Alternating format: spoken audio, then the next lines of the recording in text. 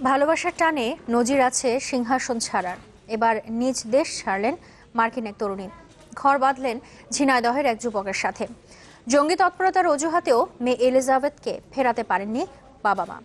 বাংলার রূপ আর স্বামীর ভালোবাসা নিয়ে বাকি জীবনটা এদেশেই কাটাতে চান এলিজাবেথ। সব বাধা পেরিয়ে ভালোবাসার টানে মিলনের গল্প ইতিহাসে নতুন নয়।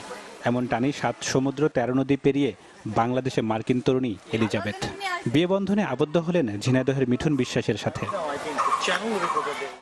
২০১৪ সালের মাঝামাঝিতে তাদের ফেসবুকে পরিচয়, এরপর বন্ধুত্ব, প্রেম, আর গত ৯ জানুয়ারি বিয়ের পর তা সফল পরিণতির গল্প।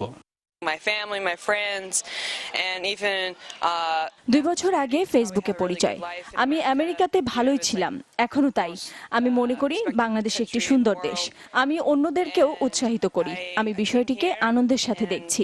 মিঠুনের পরিবার আমাকে তাদের মতো করে গ্রহণ করেছে। স্বামী হিসেবে মিঠুন অনেক ভালো। কিন্তু যাত্রাটা এত সহজ ছিল না। অচেনা এক দেশে মেয়ের বিয়ের ইচ্ছের কথা শুনে বেঁকে বসেন এলিজাবেথের বাবা মা।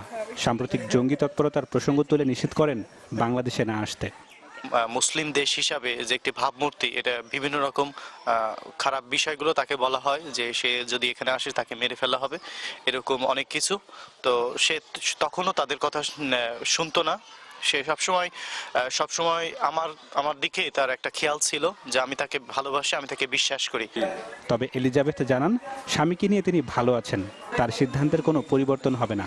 বলেন, নিজ দেশে ফিরলেও কাছে থাকবে ভালোবাসার মানুষ। I'm going to leave that decision that I'll make with my husband if I ever do go back to America.